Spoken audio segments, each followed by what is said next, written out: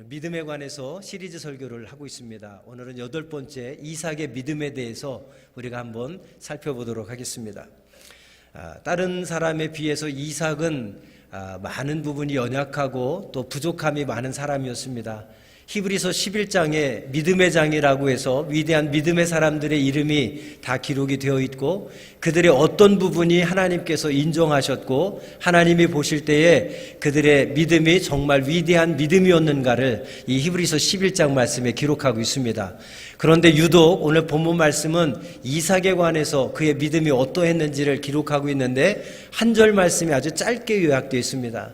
다른 사람과 비교해 볼 때 이게 무슨 위대한 믿음일까 싶을 정도로 그 말씀이 짧기도 하지만 그 인정하는 믿음에 대한 소개가 우리에게 좀 궁금점을 갖게 만들어줍니다. 이삭은 성경 창세기 25장부터 30여 장 그 사이에 이삭의 일생에 대한 기록이 있습니다. 그 말씀들을 살펴보면 이삭의 믿음은 그렇게 좋은 편이 아니었습니다. 조금은 바른 신앙에서 좀 탈선한 사람 같은 연약한 믿음의 사람이었습니다. 그리고 예를 들면 가나안 땅에 흉년이 들었을 때 블레셋의 그랄 땅으로 이 이삭이 피신하게 되는데 그곳에서도 자기의 생명을 지키기 위해서 자기 아내 리브가를 자기의 누이라고 거짓말하는, 어쩌면 아버지 아브라함이 그랬던 것처럼 똑같이 이삭도 자기 아내 리브가를 누이라고 거짓말하는 모습을 우리는 발견할 수 있습니다. 하나님께서 이삭을 축복해 주셔서 큰 부자가 됐을 때도 이삭은 자기의 재산을 지키기 위해서 쉽게 싸우는 그러한 싸움의 또 사람이었습니다. 그는 비겁했고 거짓말도 잘하고 욕심쟁이였고 실수와 허물이 많았던 사람이 바로 이삭이었습니다. 그런데 어떻게 그가 그의 믿음이 하나님께 인정받아서 믿음의 장이라고 하는 히브리서 11장 말씀에 그의 이름이 기록이 되어 있을까요? 저는 어려서부터 이삭에 대해서 그런 설교를 많이 듣고 자랐습니다. 그 설교를 들을 때 은혜도 많이 받았습니다. 지금도 주변에서 그런 설교를 하는 분들이 실제로 많이 계십니다. 뭐냐면 아브라함이 이삭을 제물로 드릴 때 아브라함의 나이가 120세 정도 됐었다. 그리고 이삭의 나이는 약 20세 정도 됐었다. 그래서 한참 청년 힘쓸 나이인데 아브라함이 이삭을 제물로 드리려고 제단 위에 결박해서 올려놓고 칼로 이삭을 죽이려는 순간에 이삭이 20살 청년인데 아버지보다 힘도 센 청년인데 어떻게 그것을 피하지 않고 또 아버지를 대적해서 그 죽음의 위기를 모면하지 않고 그냥 제물이 되어서 제단에 가만히 있었을까? 이거는 이삭이 순종하는 믿음의 사람이었기 때문에 그렇다. 그래서 아버지의 말씀에 순종하고 하나님의 뜻에 순종하는 믿음의 사람, 순종이 바로 이삭의 믿음이었다. 이런 설교를 많이 듣고 자랐습니다. 그 설교를 듣고 정말 은혜를 많이 받았어요. 그런데 제가 성경을 아무리 뒤져봐도 그것은 근거 있는 말씀은 없습니다. 그냥 사람들이 영적으로 추측을 해서 아마 그럴 것이다. 나이가 이렇게 됐으니까 그 상황을 생각해 볼 때 아마도 그랬을 것이다 하면서 정말 그렇다면 이삭이 순종의 사람으로 대단한 믿음의 사람이었다. 이렇게 이야기할 수 있는 거죠. 그런데 저는 오늘 말씀을 준비하면서 그 생각을 해봤습니다.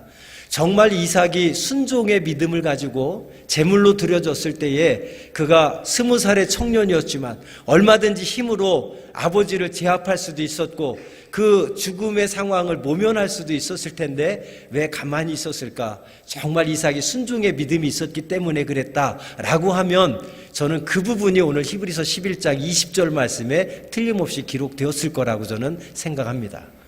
그런데 히브리서 11장에서는 아무리 찾아봐도 거기에 관한 말씀은 한 구절도 기록되지 않았습니다. 오히려 오늘 20절 말씀 우리 함께 보면 믿음으로 이삭은 장차 있을 일에 대하여 야곱과 에서에게 축복하였으며, 이삭의 위대한 믿음은 이 한 절이 전부입니다.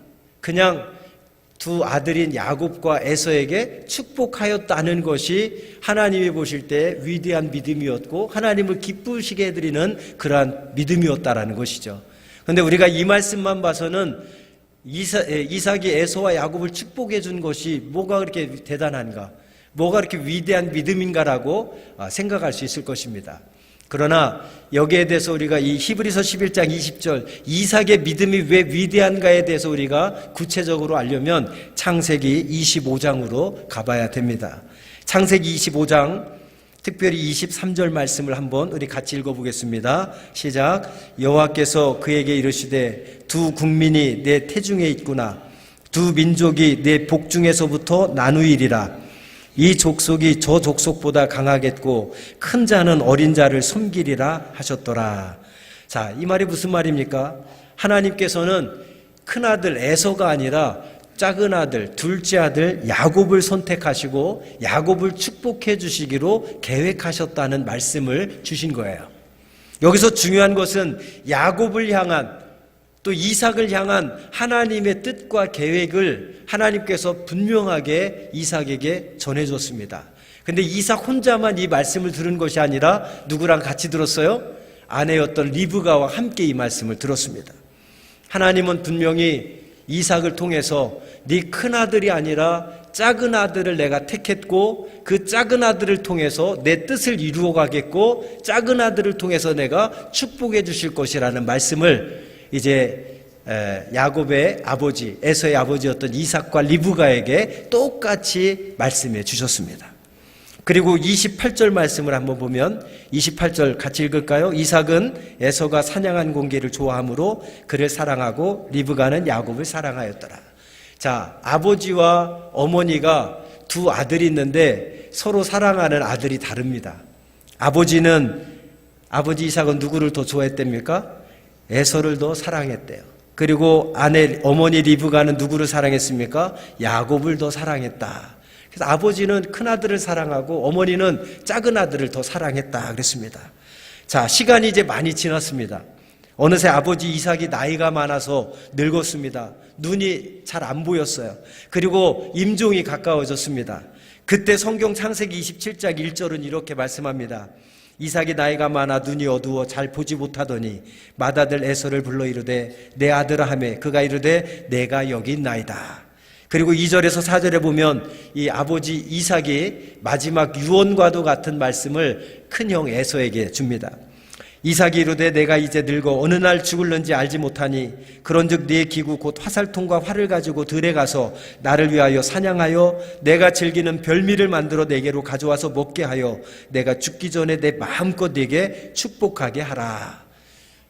이삭이 큰아들을 불러서 내가 이제 나이가 먹어서 눈도 어두워져서 잘 보이지도 않고 죽을 때가 가까워졌으니 내가 너를 마지막으로 마음껏 축복해 주길 원한다. 그러니 너는 나가서 사냥을 해서 나를 위해서 맛있는 음식을 만들어 와라.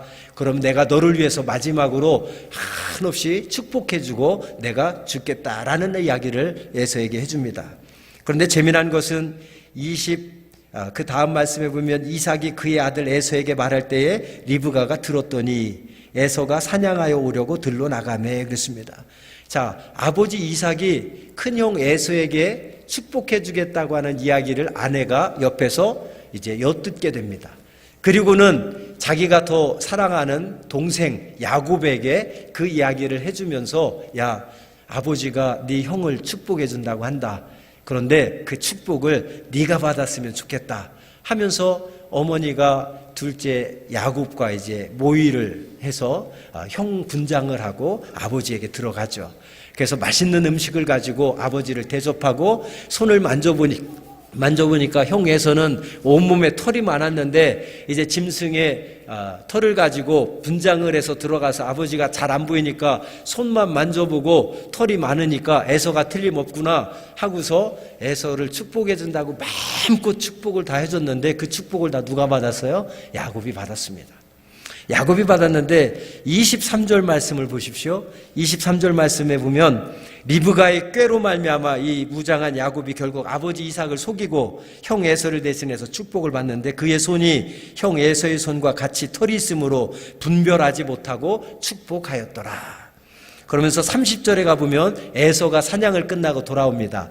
30절 말씀 한번 봅니다. 이삭이 야곱에게 축복하기를 마침에 야곱이 그의 아버지 이삭 앞에서 나가자 곧 그의 형 에서가 사냥하여 돌아온지라. 이미 축복해 줄 거 야곱에게 다 해줬는데 축복해 주자마자 형 에서가 사냥 끝나고 돌아왔다고 그랬습니다. 자, 그러자 33절을 보십시오. 33절 우리 다 같이 읽어보겠습니다. 이삭이 심히 크게 떨며 이르되 그러면 사냥한 고기를 내게 가져온 자가 누구냐?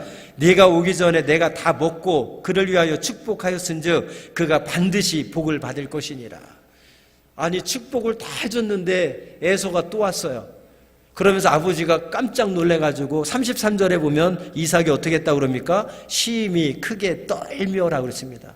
이삭이 깜짝 놀라서 그때 막 부들부들 떨기 시작하는 겁니까? 떨은 이유가 무엇일 것 같습니까?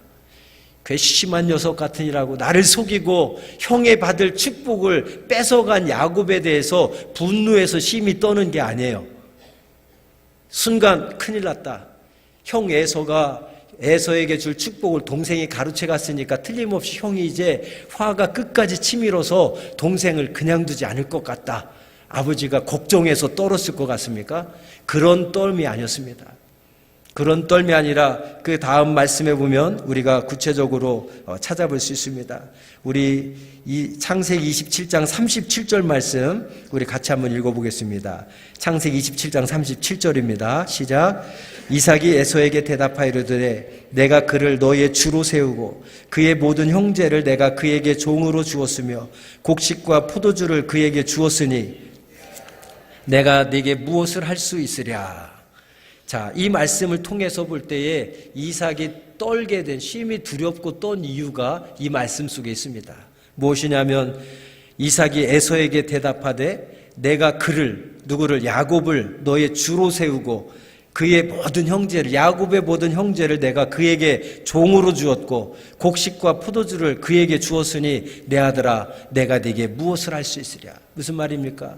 내가 줄 축복은 이미 야곱에게 다 줬으니까 너에게 더 이상 내가 축복해 줄 게 없다라고 하는 말씀입니다. 자, 그런데 이 말씀 속에는 어떤 내용이 담겨 있냐면 옛날에 아까 처음에 우리 시작할 때 첫 번째 읽었던 말씀 속에서 여러분 하나님께서 이삭과 리브가에게 나타나서 하나님의 뜻과 계획을 말씀해 주셨다고 그랬죠. 그 말씀이 어떤 거였습니까? 네 태중에 두 민족이 있는데 하나님께서 둘 중에 누구를 택하신다고 그랬어요? 형이 아니라 동생을 택하신다고 그랬습니다. 그리고 그 동생을 통해서 하나님의 뜻을 이루고 그를 축복해 줄 것이라고 분명히 이삭과 리브가에게 같이 말씀해 주셨어요.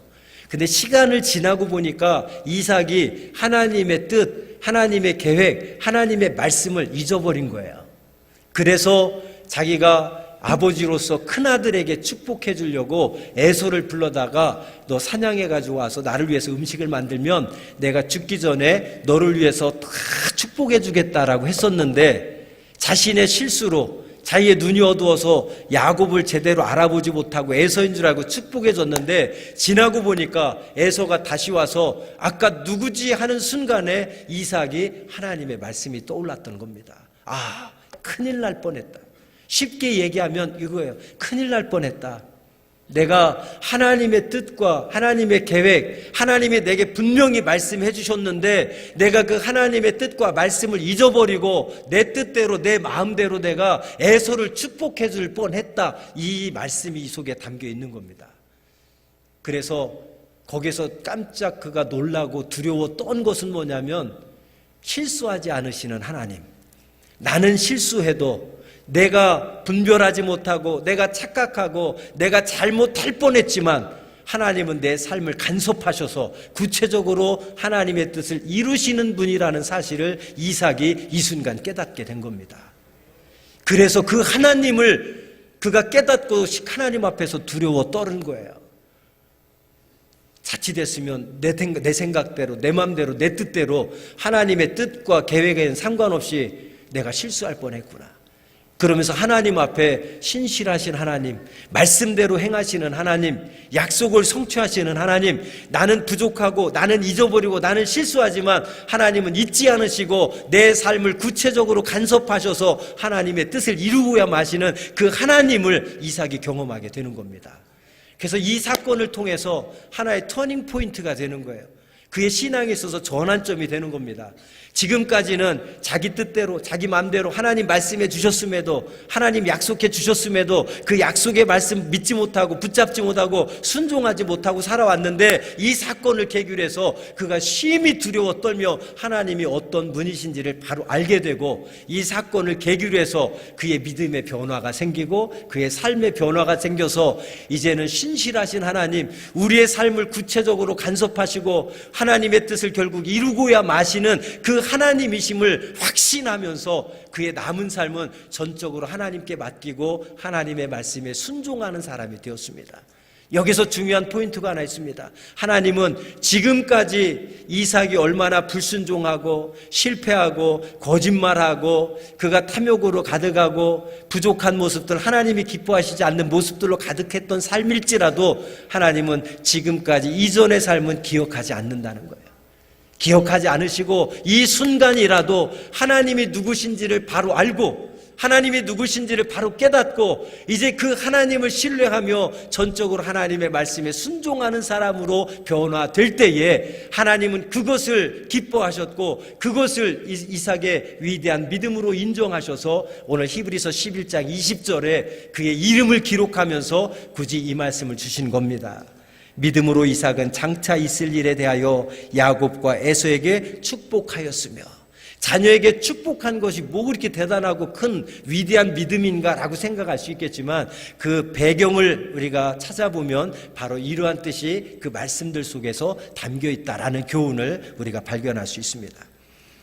여러분, 이론은 창세기 28장 1절과 4절 말씀에 보면 제가 드린 말씀이 더 구체적으로 확인할 수 있는 그런 참고 구절이 되겠습니다. 우리 한번 창세기 28장 1절에서 4절 말씀 같이 읽어보겠습니다.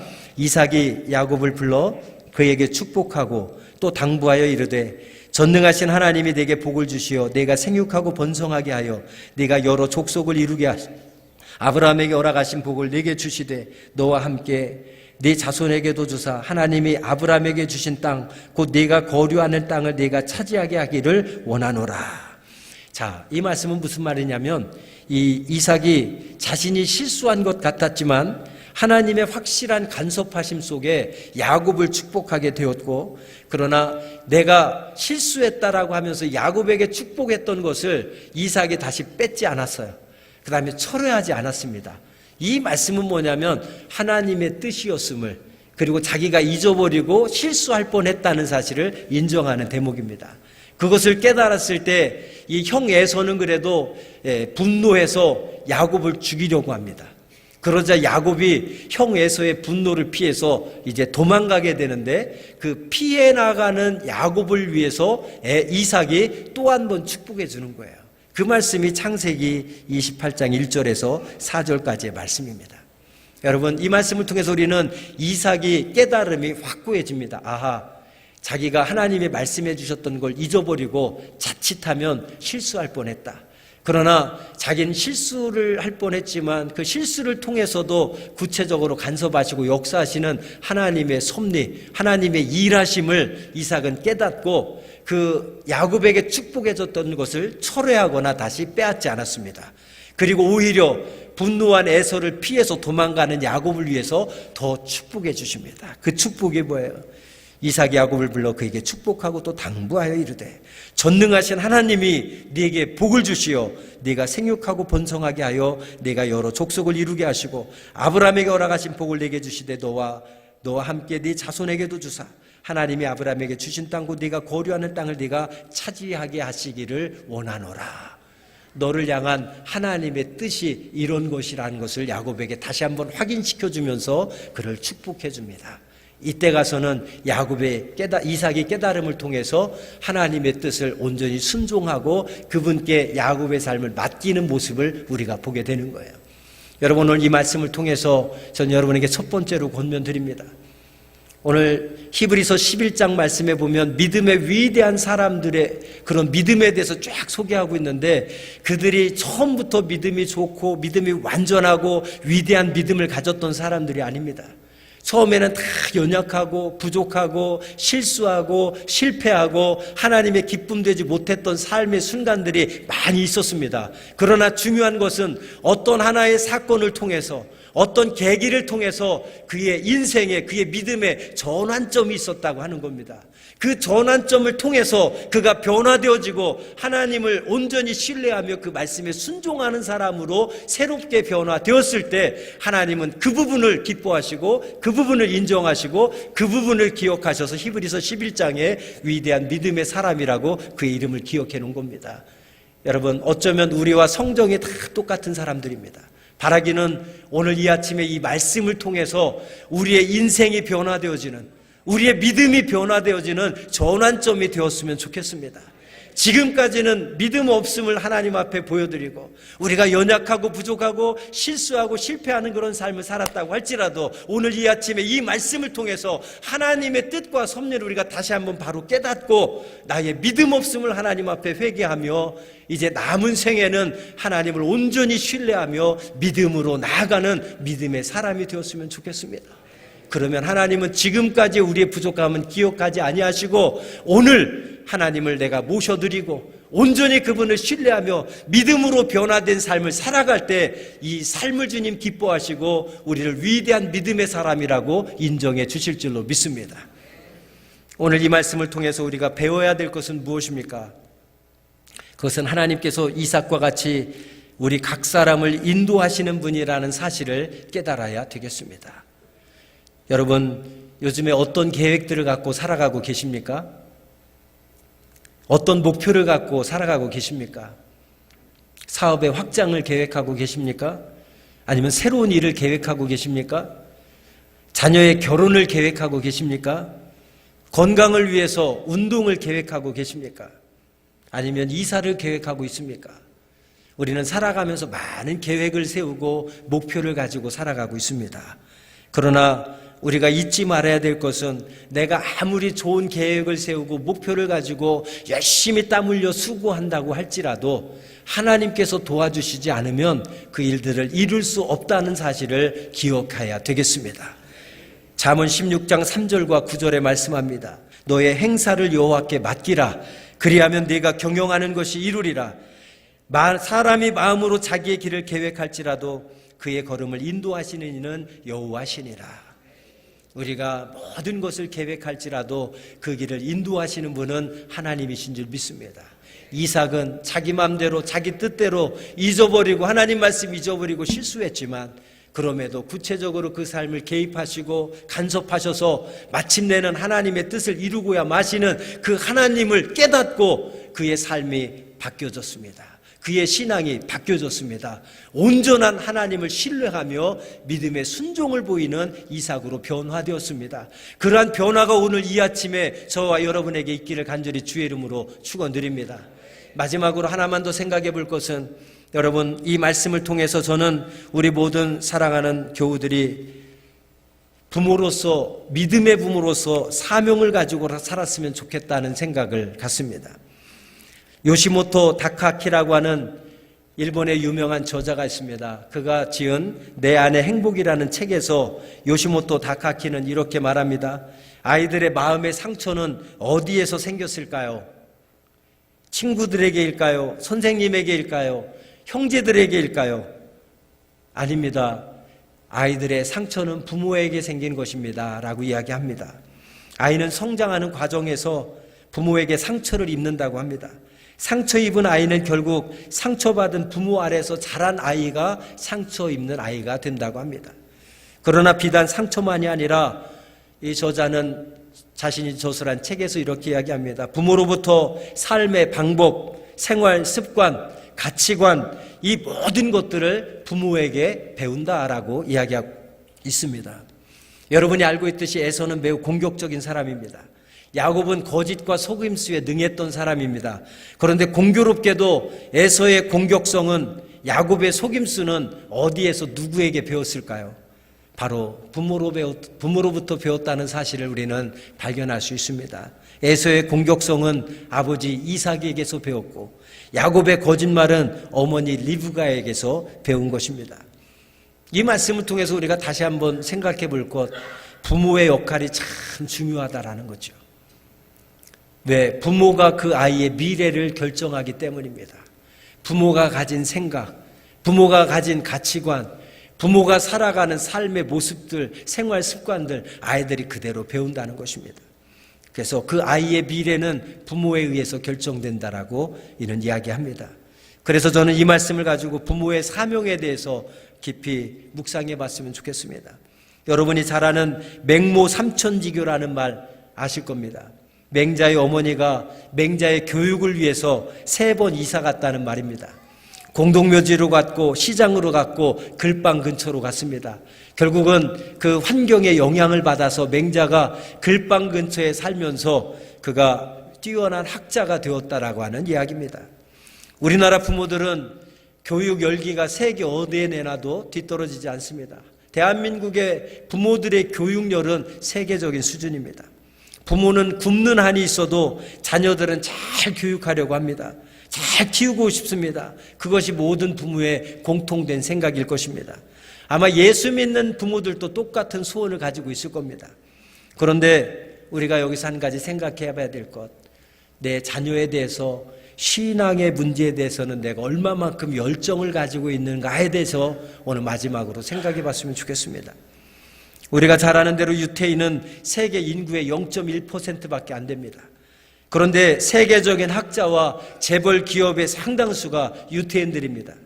지금까지 노벨상을 받은 사람들의 15%가 다 유태인이라고 합니다. 유태인들이 왜 그렇게 뛰어납니까?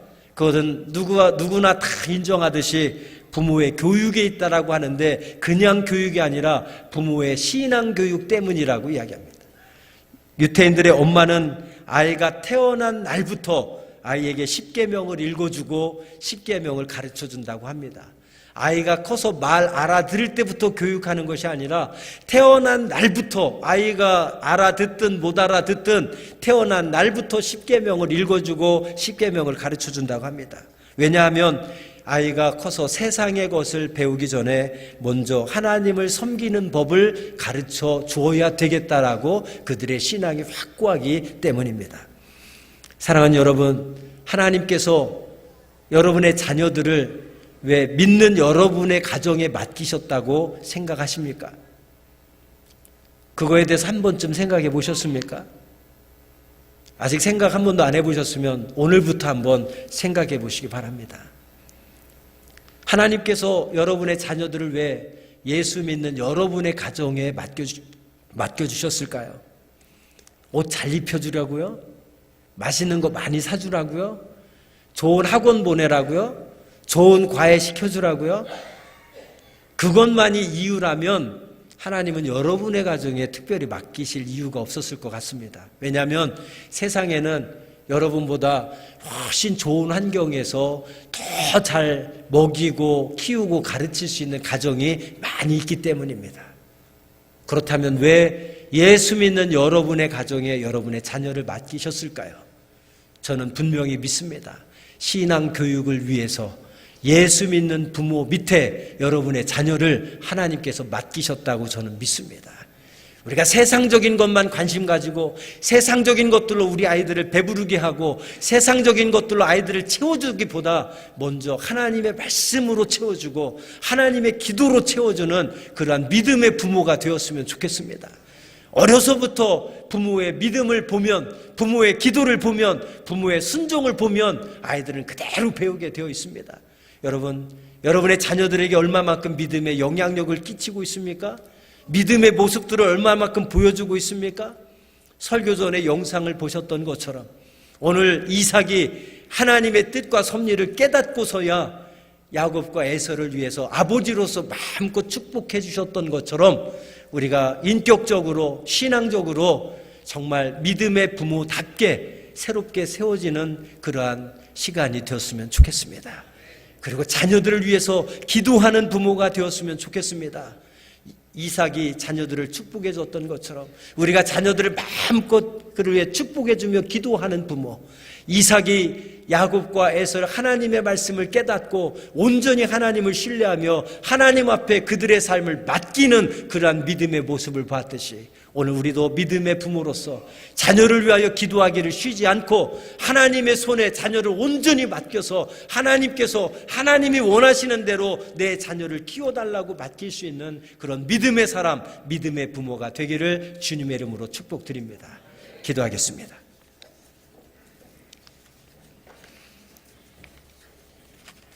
이 시간 함께 1분만 기도하겠습니다. 오늘 우리가 나눈 말씀을 묵상하면서 하나님께서 내게 주신 음성으로 듣고 하나님 앞에 내가 혹시 불순종하거나 나의 부족함들이 깨달아진다면 이 아침에 하나님 앞에 우리가 전심으로 고백했으면 좋겠습니다. 이삭이 그랬던 것처럼 오늘 이삭의 믿음에 관한 말씀을 듣고 내 인생의 전환점이 되었으면 좋겠습니다. 내 믿음의 전환점이 되었으면 좋겠습니다. 정말 계속 이렇게 불순종하며 악한 것에 나 자신을 맡기며 불의의 병기로 내 몸이 쓰여지는 것이 아니라 하나님의 선한 일을 위하여 의의 병기로 쓰여지길 원합니다. 온전히 순종함으로 하나님의 말씀을 의지하며 내 삶을 주님께 드리길 원합니다. 우리 자녀를 맡기길 원합니다. 하나님, 오늘 이 아침에 내 삶이 변화되는 전환점이 되게 하여 주옵소서. 내 믿음이 변화되는 전환점이 되게 하여 주옵소서. 우리 1분 동안만 함께 기도하겠습니다. 살아계신 아버지 하나님, 주님의 은혜와 사랑을 감사드립니다. 아버지 하나님, 오늘 주신 말씀을 통하여 우리가 이삭의 믿음에 대해서 저희들 함께 나눴습니다. 지금까지는 불순종하고 지금까지는 내 뜻대로 내 맘대로 살아왔다 할지라도 이 시간 말씀을 통하여 하나님의 말씀을 기억하게 하여 주옵소서. 하나님의 전능하심을 기억하게 하여 주옵소서. 우리의 삶을 구체적으로 간섭하시고 계획하시고 섭리하시고 주관하시는 하나님의 아버지 신실하심을 저희들 잊지 않고 기억하게 하시고 우리의 믿음이 변화되고 우리의 삶이 변화되어 믿음의 사람으로 새롭게 세워지는 은혜의 시간 되게 하여 주시옵소서. 우리의 부족함들을 온전히 주님 앞에 내어놓습니다. 하나님의 우리의 부족함을 받아주시고 이 아침 주의 주신 말씀을 통하여 온전히 하나님의 사람으로 세워지고 온전히 하나님의 영광을 위해 쓰임받는 주의 작품들 되게 도와주시옵소서. 믿음의 부모들 되게 하여 주시옵소서. 우리 주 예수 그리스도의 이름으로 간절히 축복하며 기도하옵나이다. 아멘.